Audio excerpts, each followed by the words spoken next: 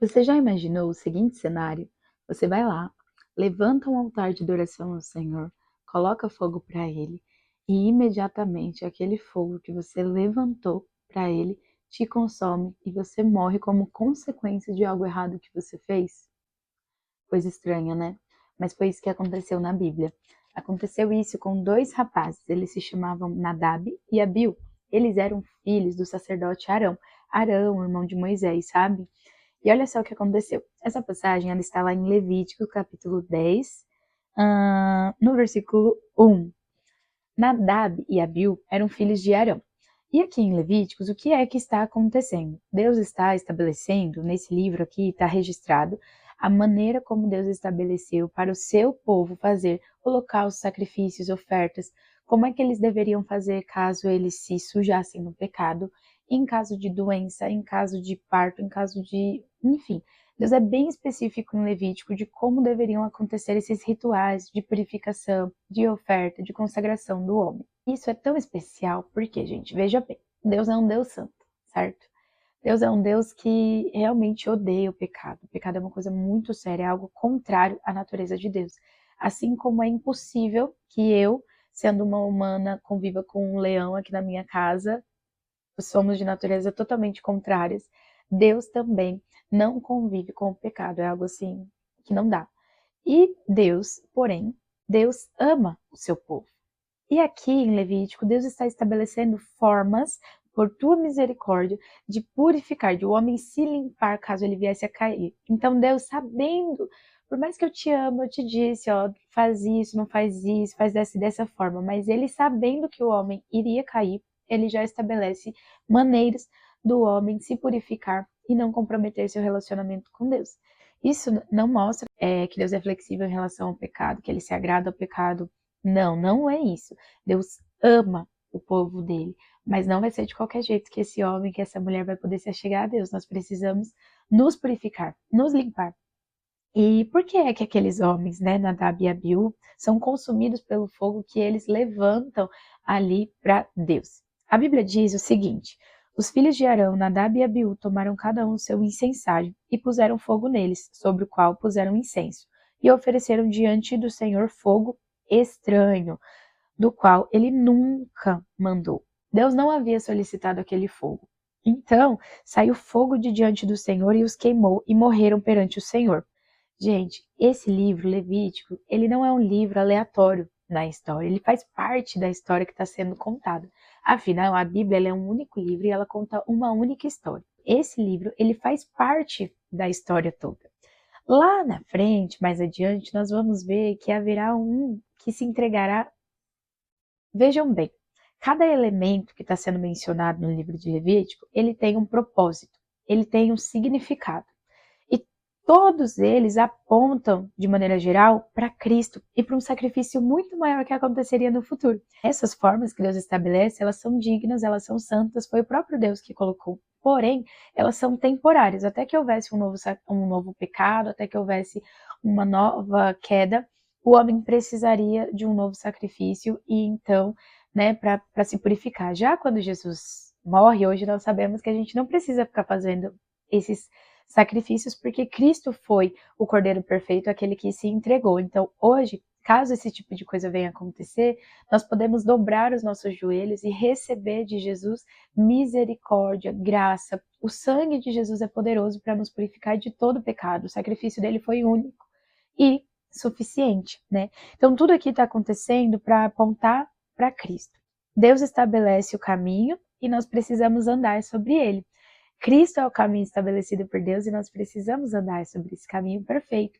E é andando em Cristo que nós vamos encontrar Deus.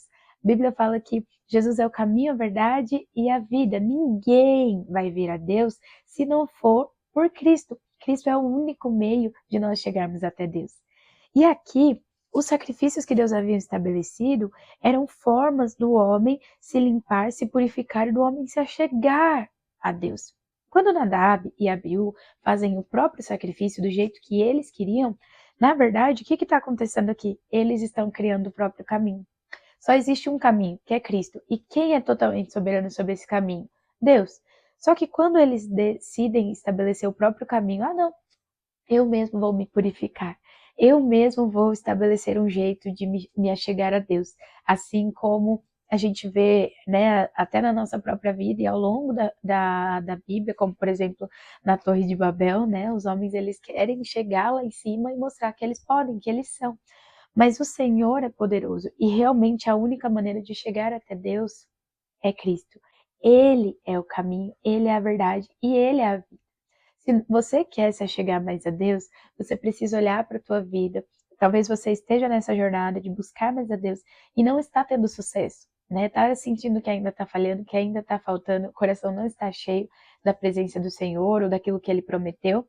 Mas aí nós precisamos olhar para a nossa vida. Será que eu estou estabelecendo os meus próprios caminhos ou eu estou buscando o vivo caminho que é Cristo? Só existe esse, gente. Todos os outros são ilusões. São coisas que é fabricação humana, né? A única forma de chegar até Deus é Cristo. Tanto é que a gente vai ver lá em João 10:10, o Senhor ele diz que o diabo ele vem para roubar, matar e destruir, mas eu vim para dar vida e vida com abundância. Quando nós vivemos a vida de Cristo, o natural, o esperado é que a gente tenha uma vida plena, uma vida abundante, uma vida completa. Aquele sentimento de falta, ele vai deixando e o nosso coração vai sendo cheio de satisfação, vai sendo cheio de vida, independente das circunstâncias. Se isso não está acontecendo na nossa vida, é porque provavelmente estamos vivendo caminhos que não são os caminhos de Cristo. E o que é viver a vida de Cristo? O que é percorrer o caminho de Cristo? É olhar para Jesus, é buscar conhecer mais a Jesus, é imitar a Jesus. E à medida que nós vamos olhando para Ele, e nós vamos obedecendo a Ele, e nós vamos nos parecendo com Ele, o nosso coração vai sendo cada vez mais preenchido de vida. O contrário disso é exatamente o que aconteceu com Nadab e Abiú. Quando eles decidiram estabelecer o próprio caminho, o que aconteceu com eles? Eles morreram. E isso mostra para nós que se Jesus é o caminho, a verdade e a vida, o contrário de Cristo é morte. Tentar viver uma vida da sua própria maneira só tem um nome: morte. Aqueles que não creem em Cristo, eles não serão condenados, eles já estão condenados, eles já vivem uma vida de morte. O contrário de Jesus é morte. Muitas vezes, mesmo sendo cristãos, nós terminamos os nossos dias tendo dito mais não para o Senhor do que sim. A gente cria as nossas próprias formas e o Senhor fala, ora pelo fulano. Não, a gente ignora aquela voz. Agora fala um pouco comigo, faz um jejum, não. Agora perdoa, não. Se submete, não. E a gente vai cada vez mais dizendo não, não, não. E a gente ainda olha para nós como se tivesse tudo bem, como se tivesse tudo certo. Nós estamos estabelecendo próprios caminhos para chegar até Deus. Espero que não aconteça comigo, que não aconteça com você, que naquele grande dia a gente se chegue ali e ele diga, eu não te conheço. Porque muitos de nós realmente têm fabricado próprios caminhos. E essa é uma tentação minha, uma tentação que pode ser sua também. E às vezes a gente vai vencer, às vezes a gente vai perder. Mas nós não podemos desistir de a cada manhã, a cada momento, parar e tentar ser um pouquinho mais parecido com o Senhor. Estar mais atento ao que o Senhor quer nos dizer e obedecer à voz do Senhor. Cada vez que a gente escolhe um prazer momentâneo em troca de obedecer a Deus, nós estamos desperdiçando uma oportunidade de usufruir de uma alegria muito maior.